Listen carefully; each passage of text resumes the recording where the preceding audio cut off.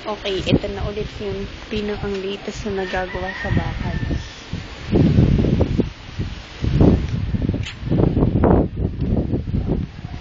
Ito. Ayan. Hanggang dito yung magiging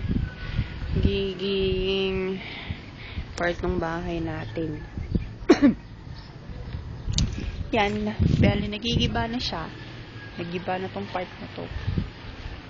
Ito yung sala, stage, kwartong isa.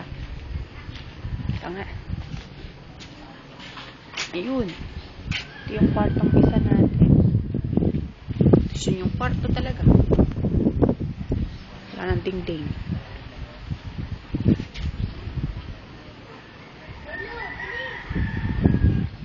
Ito na. Tinangan dumaan dito eh.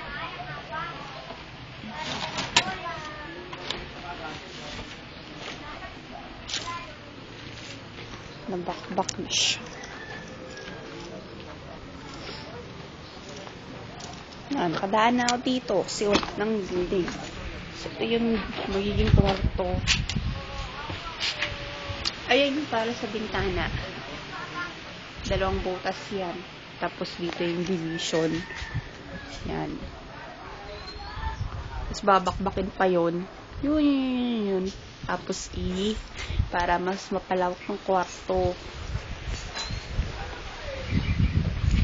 Salas naman ay ayun, ito yung bantang likod. Yan, mataas na rin yung pader dyan. Yun, pati yung ayan. Ito yung poste.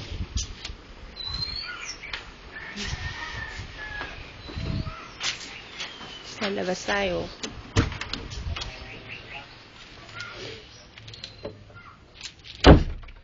Ayan, makalat.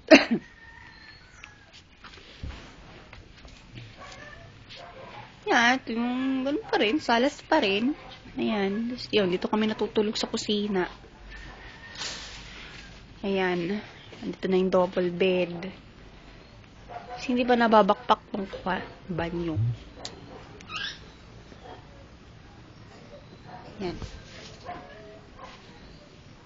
Yan.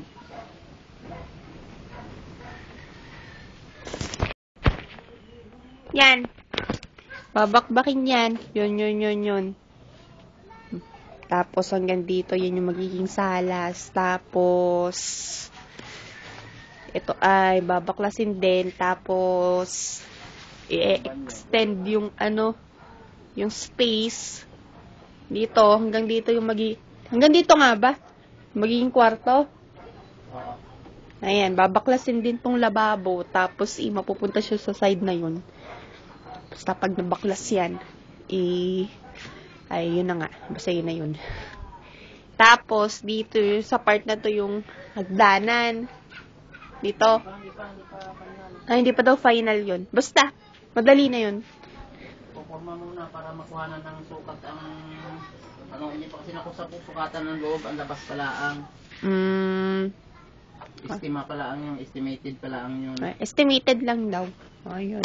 Hindi pa naman kasi tapos kaya hindi pa. Kailangan malinis ang ibabaw, ma-clear. Para maano ang sukat. Yan, yung kisame, yan, hindi pa na yun lang sa labas. Sa labas pa lang yung yung makapasok, may nakaharap. Hindi ka makapasok dyan, hindi ka sa dumaan sa kabila. May pagtas na sa kabila doon, dyan ka dumaan. Ay, oo nga pala.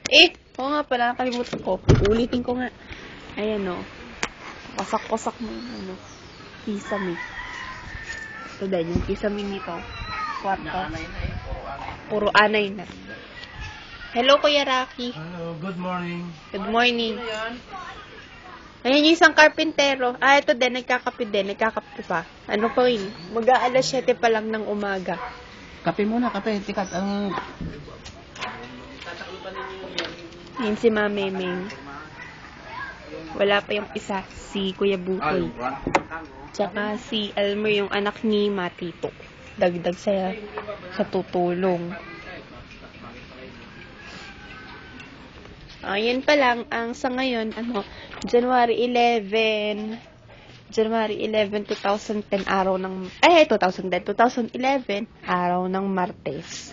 Ayan na, 1 week nang nakakalipas ng simulan to. Ito na yung nagagawa nila. Bye-bye!